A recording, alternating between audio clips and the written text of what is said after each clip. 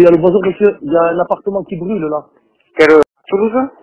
À Toulouse, ouais, c'est 31 200, mais je crois qu'il y a des gens, ils ont dû déjà appeler, parce que là je vois l'appartement, il est au deuxième étage et tout est en feu. Suzanne, au deuxième étage, j'ai eu le feu. Ouais. Les flammes elles sortent de la fenêtre. Ah, les flammes, elles sont orange monsieur, mais ça brûle vraiment, quoi, l'appartement D'accord. Il y a complètement. combien d'étages en tout? Un, deux, c'est une petite résidence rose, il y a 2 étages. Concernant cette intervention pour feu d'appartement, nous avons reçu une cinquantaine d'appels dans un laps de temps d'une vingtaine de minutes. L'organisation mise en place est un départ réflexe d'un groupe incendie, à savoir 2 FPT, un chef de groupe et une échelle, accompagné d'un VSAV. Par la suite, et au vu du nombre d'appels que nous avons reçus et leur qualité, je décide de faire monter en puissance l'intervention en rajoutant une échelle, un VSAV supplémentaire, ainsi que l'infirmier 3SM. Afin de capter un maximum d'informations et d'organiser au mieux l'intervention, je me suis positionné donc en position centrale de la salle.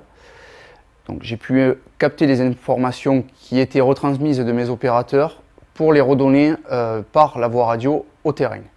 Notamment une personne qui était coincée au 2e étage, notion que nous n'avions pas sur les premiers appels et qui a été donnée au chef de groupe en transit. Roufiac de CTA, donc on a une notion de victime au 2e étage. 2e étage, je suis à l'appart, je suis en face de la rue, il y a des gens en face de moi. Je suis à côté de l'appartement qui prend en feu. Alors, je suis au 2e étage. dites-moi la situation. Est-ce que les gens ont évacué?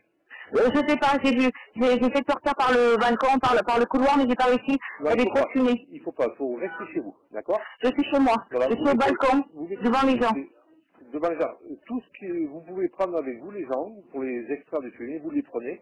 J'ai vu personne, je crois que je suis le dernier. Bon. Je sais pas. Vous êtes à quel étage? Au 2e étage. 2e étage. Ça brûle? Oui, oui. En face de chez vous. D'accord? Oui. Ça, en face, ok. Là, vous êtes chez vous, est-ce que la fumée rentre chez vous, madame? Oui. Là, vous mettez un linge humide, vous prenez peu importe, une serpillière ou autre, un drap. Oui, c'est bon. Vous le mouillez bien, vous mettez sous la porte d'entrée, d'accord? Le joint entre la porte et le sol. La chance d'avoir l'entrée de la résidence privée qui est ouverte à ce moment-là, au contraire du passage du FPT un petit peu plus tôt. Donc je pénètre à l'intérieur de la résidence et là je vois un attroupement important de personnes avec un feu qui a pris en toiture de manière très importante. Du coup je garde mon véhicule dans un premier temps et je demande à cet ensemble de personnes de regagner plutôt le début de la résidence pour que finalement ils soient à l'abri. Je stationne mon véhicule dans la foulée et je m'équipe, j'engage ma première reconnaissance sur place. Je fais le tour du bâtiment, donc on est sur une reconnaissance plutôt complète. Et là, de toute manière, à proximité, je m'aperçois que la toiture est quasiment totalement embrasée, au moins pour ce qui est du bâtiment concerné. Et les premières idées qui me viennent à l'esprit, c'est évidemment cette suspicion de victime, donc les premières actions incendies à engager en conséquence, mais également l'arrêt de propagation sur la toiture pour éviter cette propagation au bâtiment contigu. En ce qui concerne mes objectifs, le tout premier objectif a consisté en fait à poursuivre la mise en sécurité des personnes qui pouvaient rester dans les 2 bâtiments. Donc le bâtiment directement concerné et celui qui était contigu, nous avions un début de propagation puisque les sauvetages avaient déjà été réalisés. Le deuxième objectif était évidemment simultanément d'éviter la propagation au bâtiment d'à côté. Et puis, troisième objectif, éteindre l'incendie puisque tout le 2e étage était totalement embrasé du fait de la propagation à l'intérieur des combles et de l'effondrement de toute la partie toiture sur les 7 appartements du dernier niveau.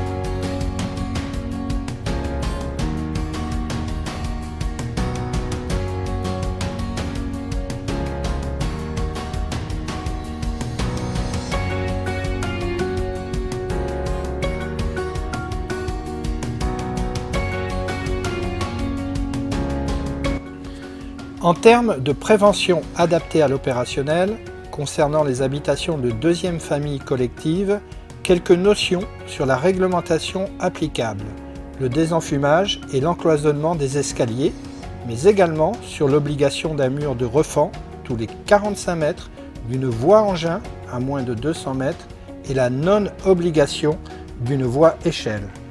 Un cheminement d'1,40 m est prévu pour permettre l'utilisation des dévidoirs et des échelles à main. Alors, il y a eu effectivement des difficultés.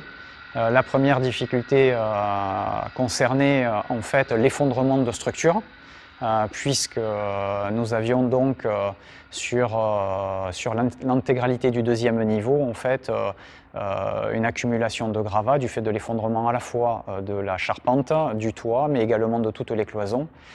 Et donc il convenait de faire une recherche de victimes qui ne pouvait intervenir qu'après l'extinction totale de l'incendie, puisqu'il n'était pas envisageable d'engager des équipes cynotechniques tant que le feu n'était pas éteint. Donc première difficulté importante, celle-ci. La deuxième était une difficulté qui était liée aux accès au bâtiment. Le bâtiment fait partie d'une résidence.